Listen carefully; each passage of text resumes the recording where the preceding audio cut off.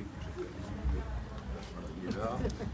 Mesdames et messieurs, merci de m'accueillir sur les traces de Jules César, Madame la maire, par ce magnifique temps cérémonial.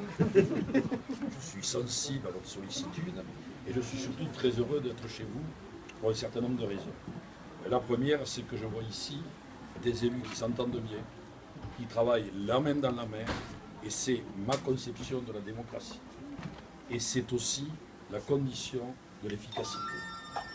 Vous êtes à l'offensive, vous avez des projets, je n'ai entendu aucune plainte, mais plutôt des sollicitations pour aller de l'avant. Et aller de l'avant dans ce qui est l'historique de ce secteur de la fumade, c'est-à-dire les termes. Les termes furent très à la mode au début du XXe siècle, puis ont connu les termes d'ici et d'ailleurs, puis ont connu une période un peu plus délicate et depuis quelques années, il y a de nouveau un réel engouement, ici sous votre houlette de docteur, pour redécouvrir les vertus des cures thermales. Bien naturellement, beaucoup de stations, y compris chez vous, étaient un peu vieillissantes et avaient besoin d'un coup de jeune. C'est ainsi quand on vieillit. C'est une loi de la nature permanente. Et là, vous avez pris ce dossier à bras le corps, et avec courage et détermination, vous l'avez porté parce que vous avez compris qu'au-delà de l'intérêt médical, il en va de l'activité économique de ce secteur.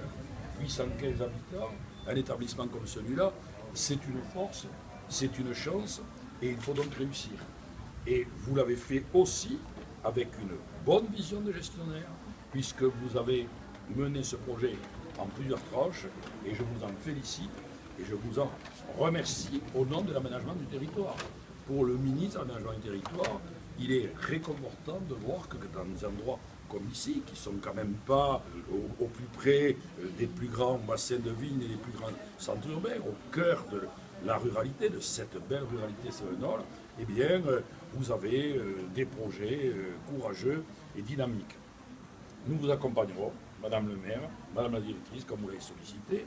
J'ai demandé au préfet qu'il a accepté de mettre 500 000 € de DETR sur ce projet.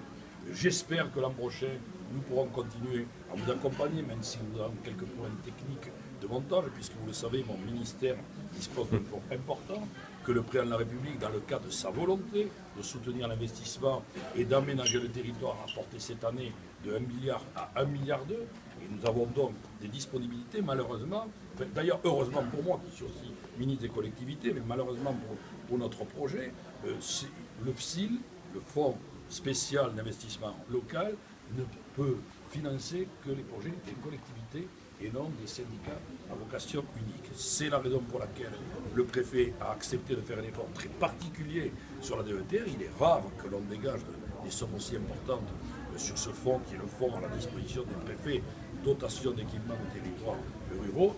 Il faudra voir, Monsieur le Président, Madame le maire, comment nous pourrons faire l'an prochain pour vous accompagner, mais ma volonté, ma détermination est totale pour entrer en plein dans une belle politique d'aménagement du territoire.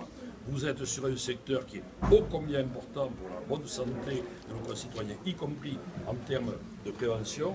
Vous êtes des collectivités dynamiques et qui travaillez la main dans la main, n'est-ce pas, Monsieur le député? À partir de là, tout naturellement, le gouvernement est à vos côtés et sous la réserve de ces solutions techniques, non seulement je vous confirme les 500 000 € de cette année, mais je vous annonce que je suis tout à fait prêt à faire un effort encore plus important l'année prochaine. Voilà, donc bonne chance pour ce beau projet, bravo pour votre dynamisme et merci de cet accueil chaleureux.